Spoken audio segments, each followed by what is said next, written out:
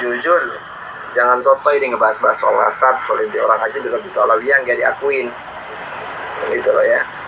Ya sebenarnya karena malas gitu nanggepin ini, cuman ini penting ditanggepin. Hai, marhaba, datang kalau di soal alawiyah, diurusin nasabnya. Kalaupun misalkan contoh nggak ada pencatatan di Rabitul Alawiyahnya, ya yang legowo aja terima, nggak perlu keluar-keluar. Ternyata saya ini Habib. Kalau sekarang panggil saya Habib, jangan begitu. Terima kasih Ananda Habib. Saya panggil Ananda karena kayaknya Anda masih kelihatan banget kalau masih anak-anak ya. Begini, saya tidak pernah sekalipun menyatakan bahwa diri saya ini seorang Habib. Karena saya bukan Ba'alawi.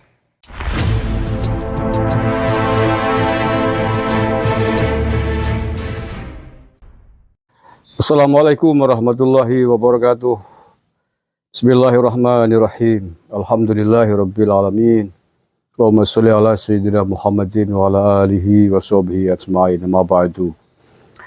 Saudara-saudaraku sebangsa setanah air yang saya cintai, saya banggakan, bertemu lagi dengan saya Agus Mar dari lereng Gunung Slamet di Banyumas, Jawa Tengah. Hari ini hari Rabu tanggal 26 April 2023. Menurut saya ya ini untuk Said Zulfikar. Jadi ini Said Zulfikar sedang menanggapi Bocil, nggak tahu Habib atau siapa, yang sedang mengkritik Said Zulfikar yang katanya ngaku Habib. Padahal Said Zulfikar nggak pernah ngaku Habib. Beliau adalah Sayyid ya. Menurut saya nggak perlu ditanggapi lah. Nggak perlu ditanggapi bocil yang sok tahu, sok paham, sok pinter. Bocil tapi menurut saya tutur katanya kurang etis ya, kurang sopan terhadap Said Zulfikar yang usianya jauh lebih pantas pada usia bapaknya lah ya, usia seorang ayah.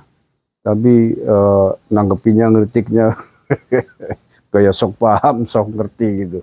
Ya saya sepakat, dan sejauh ini saya belum pernah melihat bahwa Said Zulfikar itu mengaku diri seorang Habib. Saya belum pernah melihat itu. Karena memang dia bukan Habib. Beliau adalah Sayyid. Sayyid itu dzurriyyah Rasulullah dari jalur cucu Nabi Sayyidina Hasan. Sayyid ya. Jadi dzurriyyah Rasulullah Shallallahu Alaihi Wasallam atau keturunan Nabi Muhammad SAW. Kalau dari jalur cucunya Sayyidina Hasan biasa disebut atau bergelar Sayyid kalau laki-laki, kalau perempuan Sayyidah kan gitu. Kalau dari jalur cucunya Sayyidina Husain itu biasa disebut dengan Syarif kalau laki-laki. Sementara kalau dzurriyyah yang perempuan disebut Syarifah kan gitu. Nah, sementara gelar Habib itu adalah gelar yang diperuntukkan untuk keturunan Bani Alawi di Hadramaut, Yaman, yang sampai hari ini digugat kesahihannya sebagai betul-betul dzurriyyah Rasulullah SAW atau tidak oleh Kiai Haji Maduddin Banten atas dasar buku nasab pada abad kelima. Seluruh buku nasab pada abad kelima mengatakan bahwa keturunan Nabi Muhammad SAW tidak ada yang bersambung kepada Bani Alawi yang disebut Ubaidillah itu, dan sampai hari ini belum terbantahkan. Begitu persoalannya. Jadi seperti yang sudah ditegaskan pada video sebelum ini, sebutan Habib atau Habaib itu adalah sebutan untuk keturunan Bani Alawi dari Hadramaut, Yaman. Tetapi kalau keturunan Nabi, dzurriyyah Rasulullah SAW yang bergelar Sayyid atau Syarif ini diakui di dunia Islam secara internasional. Manuskrip-manuskripnya ada, lembaga-lembaga nasab yang mengakui di sejumlah negara juga ada, termasuk Said Zulfikar ini. Beliau punya syahadah, ya, punya semacam sertifikat pengakuan bahwa beliau memang betul-betul dzurriyyah Rasulullah SAW, maka disebut Sayyid. dan beliau tidak pernah menyebut Habib gitu. Nah, sebenarnya yang perlu ditegaskan ini ya, penjelasan dari Said Zulfikar itu kan salah satu kriteria atau cara pengakuan apakah seseorang diakui sebagai nasab keturunan Rasulullah Shallallahu Alaihi Wasallam itu adalah adanya pengakuan dari nakobah ashraf di negaranya masing-masing gitu loh. Kalau misalkan ya contohnya Bani Alawi, itu sumbernya berpusat di Hadramaut, Yaman. Maka menurut Said Zulfikar mestinya ada pengakuan dari negara Yaman terkait Bani Alawi dan seterusnya adalah dzurriyyah Rasulullah SAW.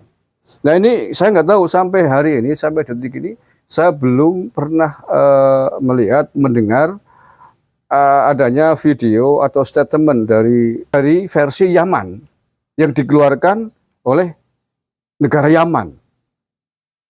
Karena sumbernya di Yaman. Gitu.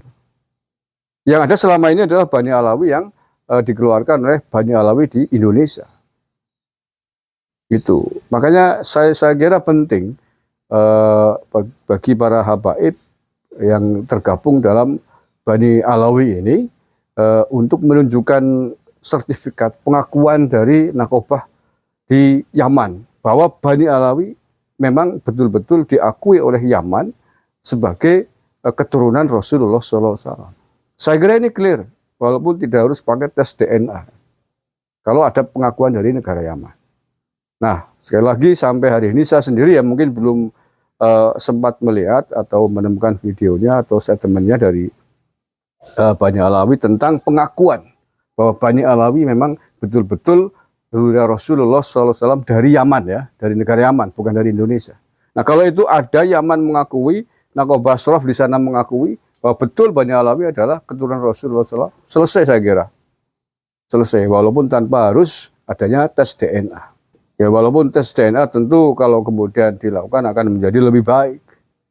Dan itu menjadi, dan itu bukan hal yang sulit, bukan perkara yang sulit. Karena sejumlah dzurriyyah Nabi Shallallahu Alaihi Wasallam dari jalur Wali Songo, seperti yang dikoordinir, diorganisir, dikelola oleh Taat itu ya, nakobah Ansab Aulia Utisngah, yang mengorganisir mendata keturunan dzurriyyah para wali songo, sudah ada yang melakukan tes DNA bahwa benar mereka memang betul-betul keturunan wali songo dan betul keturunan dari Rasulullah SAW.